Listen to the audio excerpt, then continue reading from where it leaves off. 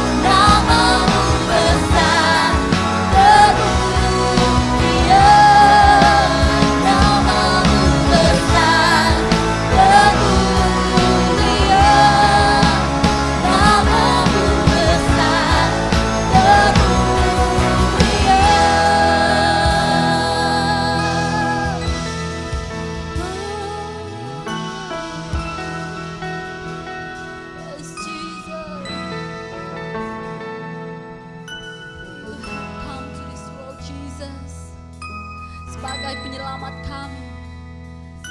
You are Kings of Kings. You are Lord of Lords, Jesus. Hallelujah. You are the Prince of Peace, Jesus. Yes, Jesus.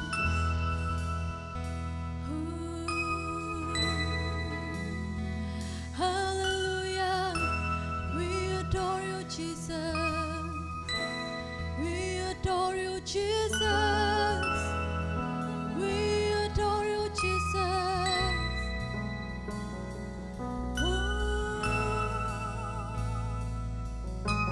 Yes, Lord Jesus. Yes, Lord Jesus. Oh, come, let us adore Him. Oh, come, let us adore Him. Oh, come, let us adore Him. Oh, come, let us adore Him, Christ the Lord. Oh, come, let us adore Him. Oh, come, let us adore Him. Oh, come, let us adore Him. Oh, come, let us adore Him, Christ the Lord. Come, let us adore Him.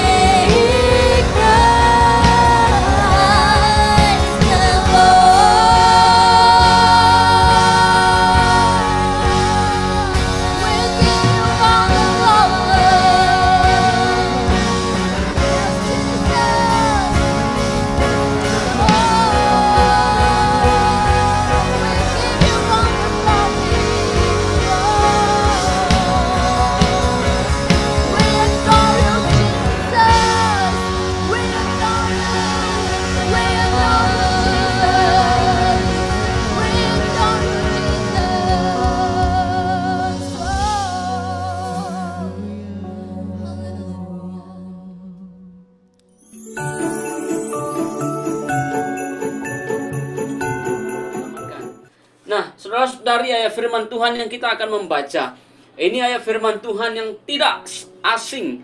Bahkan justru kebanyakan kita menghafal firman Tuhan ini.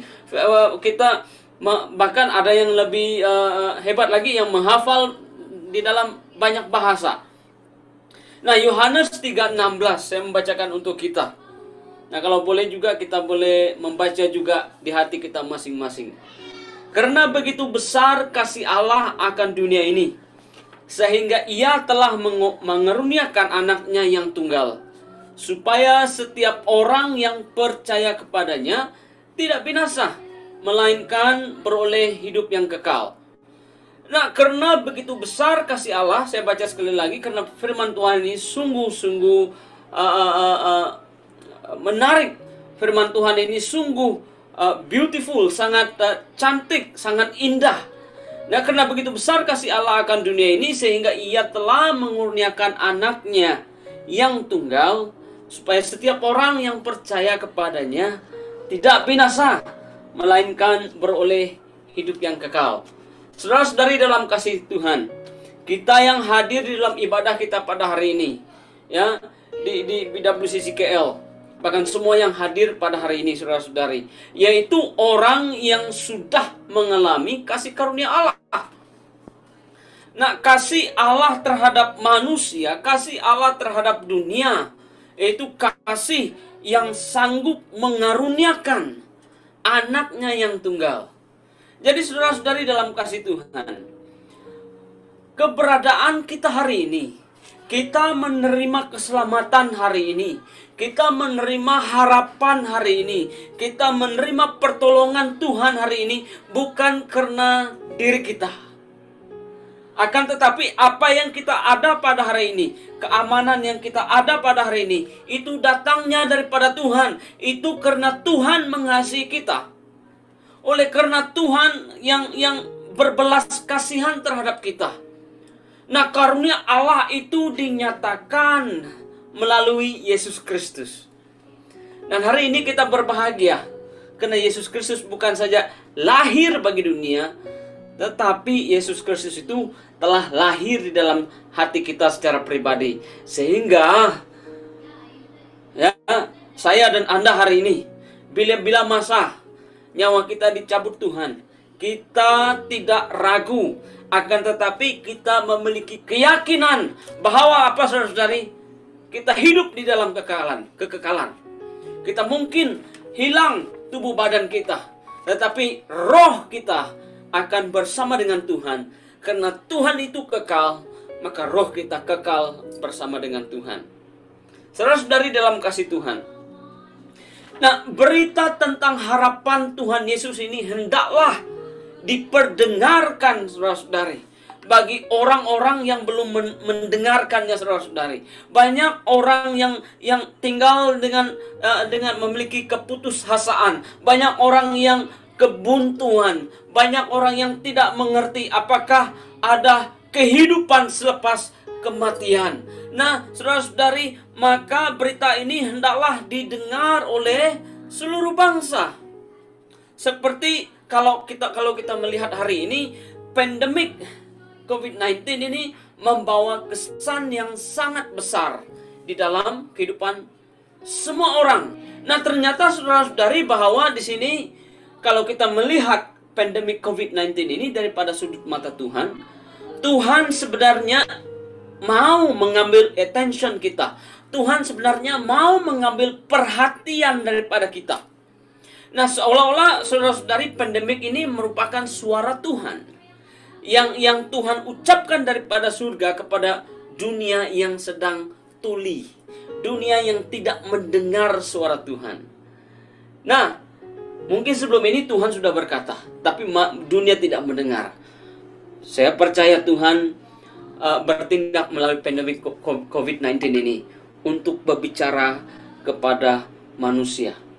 Dan bukan itu saja, saudara-saudari. Perhaps juga Tuhan mau berbicara kepada gereja yang tidak mendengar. Gereja yang tidak mendengar suara Tuhan, perintah Tuhan. Gereja yang hanya berfungsi, yang berlangsung, beraktiviti minggu demi minggu, hari demi hari, bulan, tahun dan demi tahun, tetapi tidak mengerti kehendak dan tujuan Tuhan. Oleh karena itu, saudara-saudari, Yohanes 3:16 ini menjadi peringatan kepada kita yang sudah percaya, ya, supaya apapun yang kita melakukan, apapun yang kita kerjakan adalah sesuai dengan apa yang Tuhan Yesus mau kita melakukan. Oleh karena itu, saudara-saudari dalam kasih Tuhan, keberadaan roh kita pada hari ini membawa kita kepada pertobatan kepada Tuhan, sehingga kita menerima tuntas janji Tuhan, janji Allah melalui Yesus Kristus. Nah, apa yang harus berlaku, saudara-saudari, di dalam kehidupan kita, orang percaya? Kalau mungkin gereja itu tidak mendengar, yang pertama adalah gereja hendaklah bertobat. Ya, statement ini saya kira sangat kuat. Ya, sudah gereja ditantang bertobat. Kita itu ditentang bertobat di hadapan Tuhan. Nah, kalau kita membahas tentang pertobatan ini, saudara-saudari, pertobatan kita hari ini, saudara-saudari, kita hendaklah bertobat daripada apa?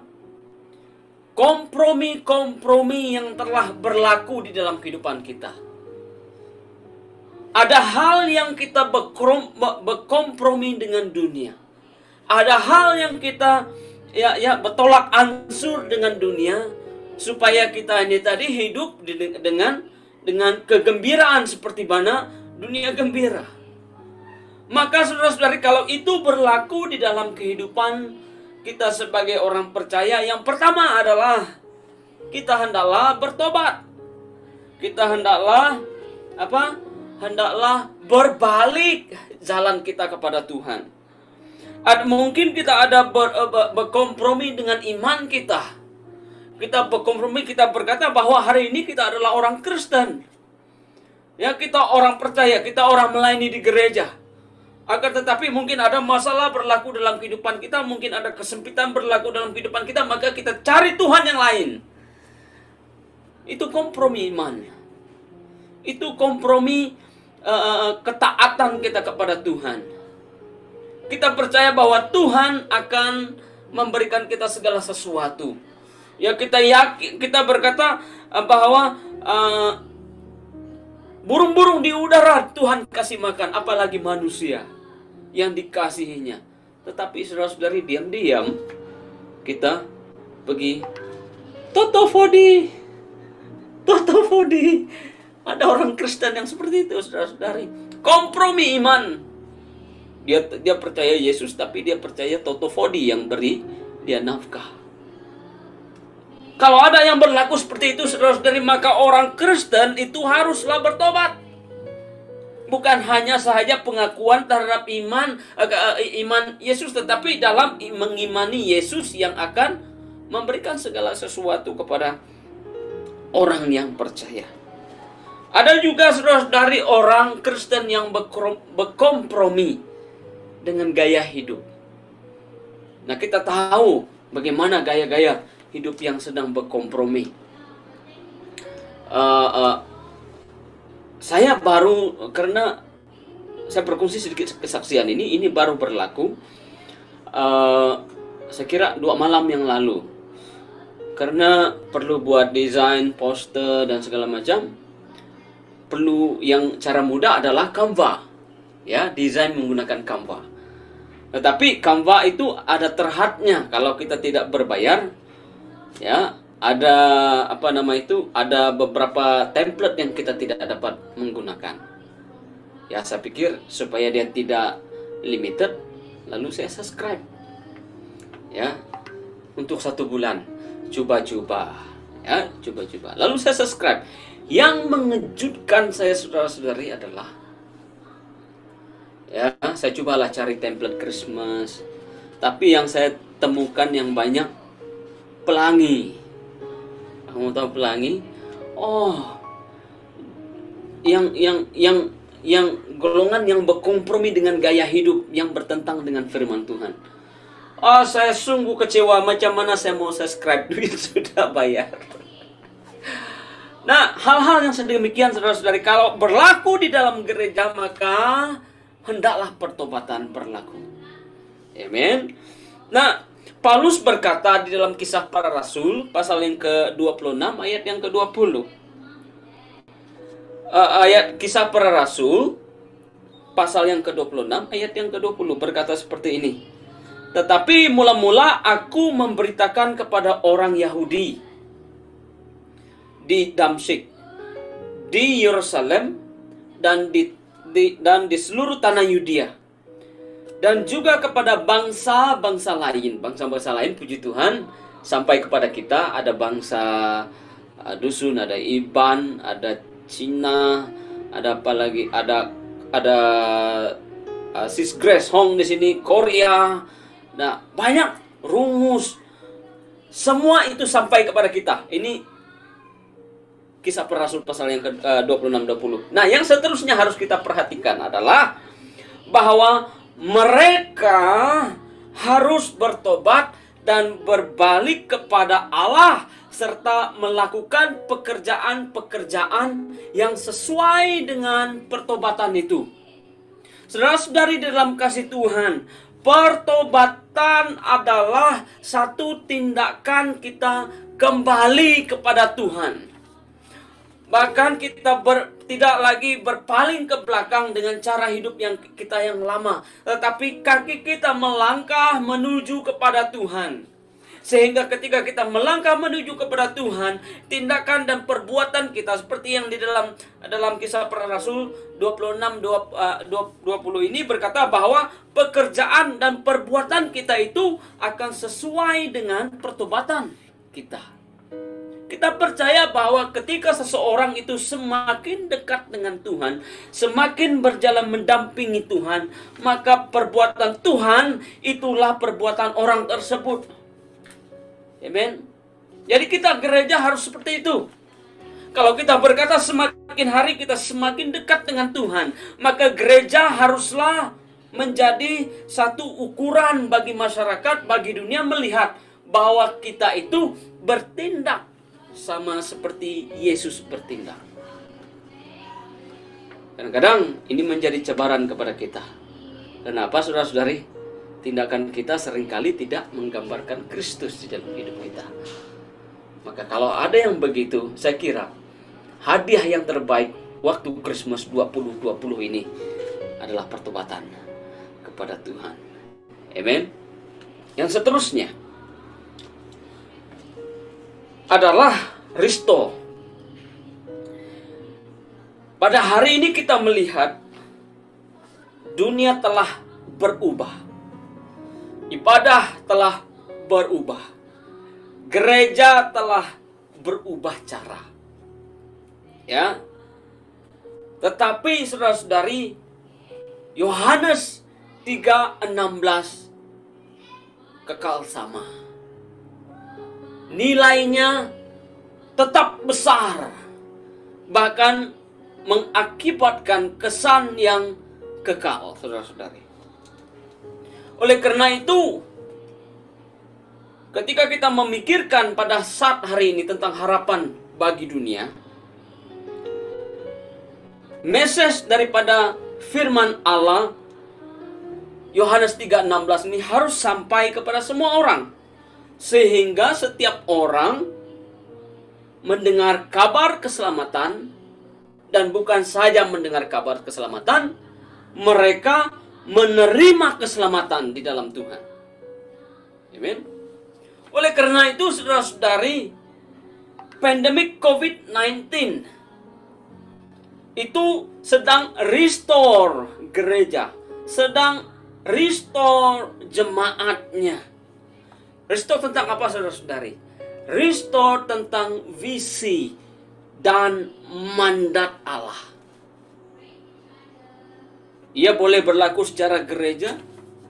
Justru yang paling penting, sebelum ia berlaku di dalam gereja, ia hendaklah berlaku di dalam diri kita sebagai orang yang percaya.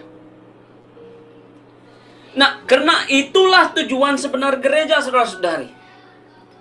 Yang menjadi kekhawatiran kita pada hari ini adalah kita tidak mau menjadi gereja yang sukses, gereja yang berhasil, tapi kita tidak mengerjakan visi dan mandat Allah. Maka itu akan menjadikan gereja adalah gereja yang sia-sia. Dunia perlu mendengar kabar baik. Dunia perlu mendengar tentang kabar harapan yang membawa kepada hidup yang kekal. Nah, untuk mencapai tujuan itu, saudara-saudari yang dikasihi dalam kasih Tuhan, maka kita hari ini datang kepada Tuhan dan merindukan dan minta kepada Tuhan to restore, yang menyimpan kembali visi dan mandat Tuhan ini di dalam pribadi kita masing-masing.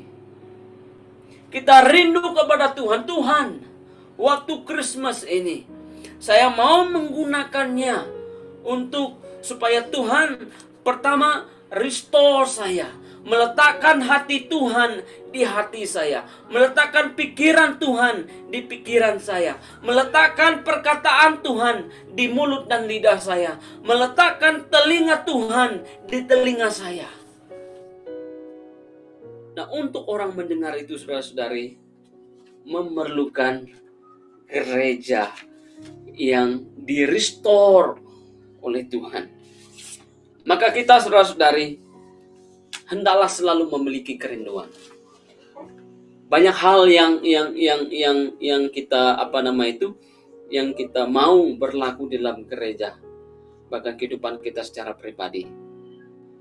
Tetapi hal ini yang terpenting, saudara-saudari, adalah hendaklah setiap orang percaya itu memiliki visi dan mandat Allah. Hagai, saya pernah ikut kursus di Hagai Institute. Satu hal yang mereka kongsikan yang sangat membawa kesan kepada saya sampai pada hari ini. Bahkan itu yang membuat saya terus langsung melayani sampai pada hari ini adalah, saudara-saudari, yaitu berkata seperti ini. His last command is our first concern. Mandat Tuhan Yesus yang terakhir hendaklah menjadi keutamaan kita, yaitu Matius 28 ayat yang ke-19 sampai yang ke-20, yaitu pergilah kepada seluruh bangsa, ya, baptiskanlah mereka, menjadikan mereka sebagai murid, ya. Oleh sebab itu, saudara-saudari, untuk kita melakukan hal-hal yang luar biasa seperti ini, ask God, minta kepada Tuhan untuk restore mandat. Tuhan, apakah yang Engkau mau saya melakukan dalam hidup saya sebagai orang percaya? Apakah cukup saya melayani hanya di gereja? Apakah cukup saya hanya bersinar di gereja? Apakah cukup saya bertugas di gereja? Tuhan mau kita bertindak, bahkan melayani Tuhan bukan hanya di dalam gereja, tetapi di masyarakat yang memerlukan harapan, yang memerlukan pertolongan. Amen. Yang seterusnya, saudara-saudari, pandemik COVID-19 juga secara tidak langsung membuatkan gereja itu dikumpulkan Tuhan secara secara paksa, ya, dikumpulkan Tuhan secara paksa. Nah, maksud saya di sini adalah pandemik ini, ya, saya menilai, saya dari 7 ke 8 bulan yang lalu saya menilai bagaimana pandemik ini mengubah gereja. Ya. Nah, dulunya gereja itu sangat tersaing. Ya. Gereja itu sangat sepertinya kalau gereja yang sudah established, besar, maka mudahlah mereka. Adanya gereja yang kecil yang baru mula, maka ya, KS pagi makan pagi, KS petang makan petang lah mereka. Ya, bukan saja daripada keperluan pelayanan, tetapi juga scale pelayanan mereka juga terjejak, itu KS pagi makan pagi, ya, berusaha untuk meneruskan pelayanan. Nah, kita lihat, saudara-saudari, pandemik COVID-19 ini membuatkan gereja itu sama rata. Pandemik COVID-19 ini sepertinya kalau bahasa orang Sabah, pukul rata. Ya. Jadi menjadikan gereja itu semua kembali kepada pergi kepada platform yang baru, yaitu secara atas talian. Nah, oleh sebab itu, saudara-saudari, COVID-19 pandemik ini menyebabkan kita boleh melihat bahkan kita diri sendiri itu mengakibatkan orang-orang Kristen itu pergi semuanya ke online yang tidak memiliki dinding gereja. Kita di sini, saya percaya kita punya pengalaman. Ya, bukan saja kita beribadah dengan gereja kita, bahkan kita juga ikut ibadah di gereja-gereja lain. Ya, di Indonesia, di Korea, di Amerika, di US, Amerika US kan, ya, di mana-mana lah kita boleh pergi. Nah, pandemik ini, nah ini yang maksud saya regather di sini adalah Tuhan melalui pandemik ini mengumpulkan sekali lagi domba-dombanya yang dulu sangat mempertahankan kelompok masing-masing, sekarang pukul rata. Ya, Tuhan mengumpulkan kembali pada hari ini kita, sehingga kita boleh pengetahuan, memperoleh pengetahuan. Kita di Malaysia kita tahu apa yang berlaku, apakah perjuangan di Amerika Serikat, gereja-gereja. Ya, kita boleh tahu perkembangan gereja-gereja di China. Kita boleh tahu perkembangan gereja-gereja di India dan di seluruh pelosok dunia. Dan karena kita mengetahui, kita turut juga mendoakan. Nah, Tuhan di sini sedang mengumpulkan kita kembali, ya, kepada satu kawanan. Kalau kita membaca daripada Yohanes pasal yang ke-10 ini, itu Yesus berkata, gembalakanlah domba-domba yang bukan dari yang belum lagi di kawanan. Ya, pada ayat yang ketiga ini sungguh menarik. Ya, ayat yang ketiga berkata, saudara-saudari, bahwa Yesus memanggil domba-domba. Domba-domba yang mendengarkan suaranya akan menerima pimpinan Tuhan. Ya, yang menariknya saudara-saudari adalah Tuhan tahu setiap nama domba. Tuhan tahu setiap nama kita. Dan Tuhan memanggil kita bukan dengan kata ganti nama yang berbeza, yang digunakan umum, tetapi secara spesifik panggil, ya, satu persatu nama kita.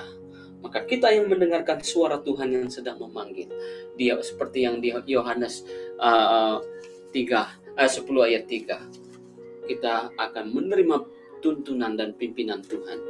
Ya, COVID-19 2020 mungkin juga dilanjutkan sampai 2021 dan sampai bila kita tidak tahu, tetapi pasti berakhir. Tetapi kita orang percaya dikumpulkan Tuhan ketika kita mendengar suara Tuhan yang memanggil kita, lalu kita bergerak dengan pimpinan Tuhan. Di sanalah kita akan beroleh kemenangan daripada pandemik ini, saudara-saudari dalam kasih Tuhan. Yang terakhir, haleluya, yang terakhir seringkali membawa kabar sukacita, dan karena sebentar lagi mau selesai. Tetapi saudara-saudari, yang terakhir merupakan bahagian yang penting untuk kita mengerti, untuk kita adakan dan lakukan dalam kehidupan kita sebagai orang percaya hari ini, adalah reset. Ya, reset kembali. Gereja Tuhan pada hari ini, ketika saya berkata tentang menggunakan perkataan gereja, itu boleh merujuk kepada organisasi gereja, tetapi pada masa yang sama itu juga merujuk kepada pribadi kita, karena kita adalah bait Allah. Ya, gereja pada hari ini hendaklah melalui proses riset. Karena saudara-saudari, kemungkinan kebanyakan gereja, yaitu diri kita sendiri, telah memiliki keutamaan yang bukan menurut priority, ya, seperti mana yang Tuhan inginkan. Kita semua memiliki gadget, ya, paling tidak handphone.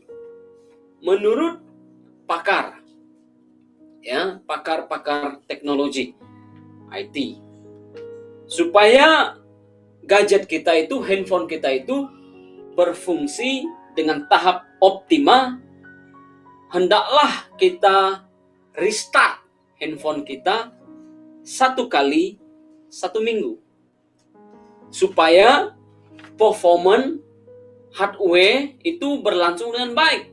Ya, kalau kita memiliki masalah lag handphone selain daripada dia sudah berusia, ya ini mungkin faktor yang menyebabkan handphone kita jadi lag karena kita tidak pernah reset ataupun restart hardware. Ya, demikian juga komputer. Nah, kehidupan kita sebagai orang percaya juga harus mengalami hal yang sama.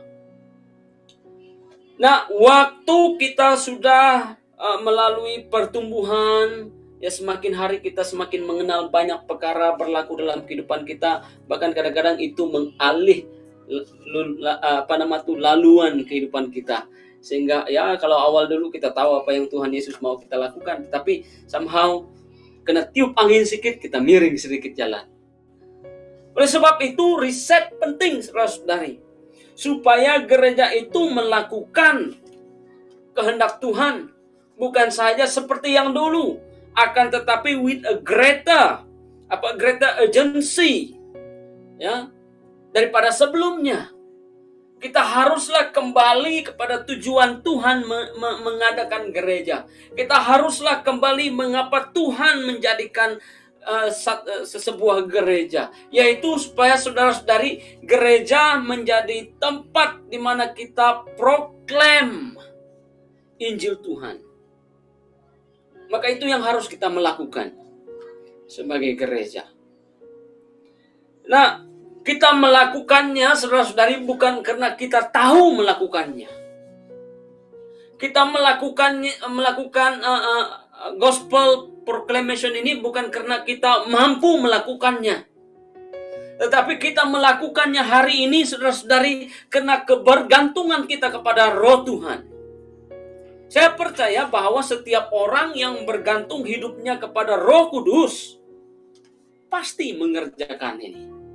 Pasti mendeklarasikan firman Tuhan, gospel, Injil Tuhan kemana-mana.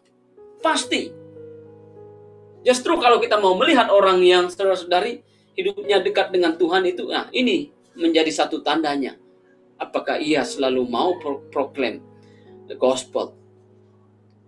Oleh sebab itu, saudara-saudari, supaya gereja kembali kepada Tuhan, supaya Yohanes 3:16 ini didengarkan oleh seluruh bangsa, bahkan itu menjadi hadiah yang terbaik ketika kita memperingati kelahiran Tuhan Yesus ini, maka saudara-saudari hendaklah kita kembali kepada keadaan asal gereja yang Tuhan Yesus maksudkan.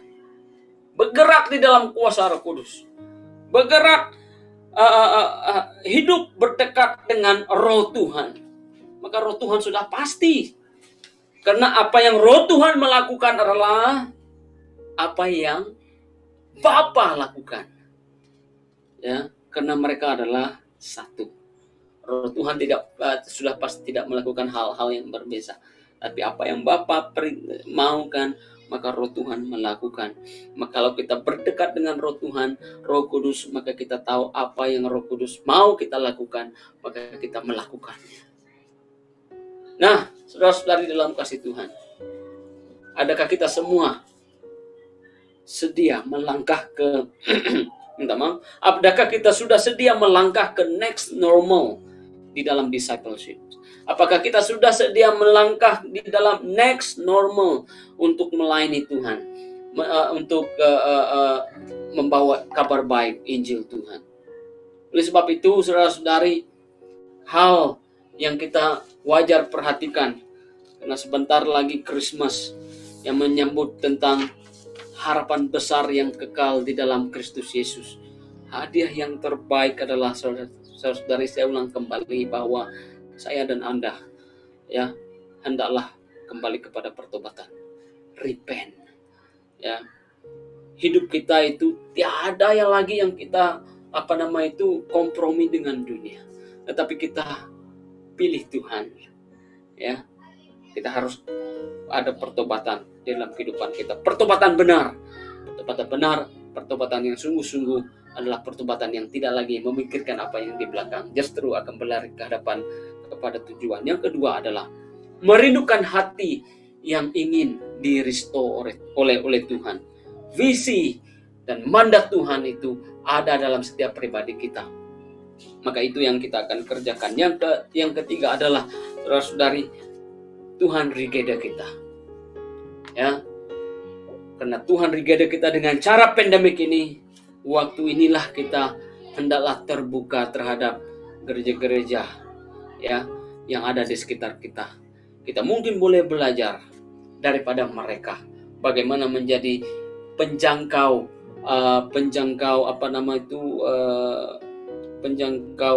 jiwa-jiwa dengan lebih efektif. Mungkin juga kita menjadi bahagian yang boleh memberkati mereka.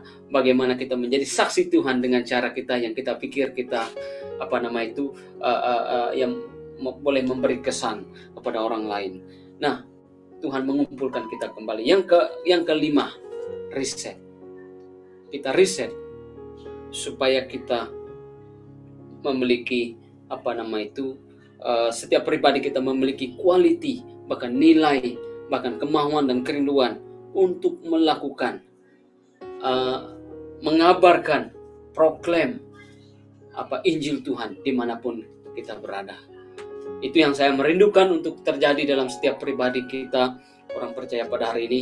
Dan sebab itu, kalau kita merenungkan firman Tuhan yang dikongsikan pada hari ini, kita ambil waktu supaya saudara-saudari kita itu menjadi satu gereja yang memiliki purpose, tujuan, ya. Tujuan siapa? Tujuan Tuhan di dalam kehidupan kita sebagai bait Allah secara pribadi, justru juga sebagai gereja keseluruhannya, saya dan Anda. Jadi hadiah yang terbaik saya kira ini untuk Christmas tahun 2020. Jadi mari kita berdoa. Haleluya, selesai sudah ibadah online kita pada pagi ini. Saya percaya kita semua sangat diberkati melalui perkongsian sebentar tadi. Pada minggu ini kita ada beberapa highlights dan announcement.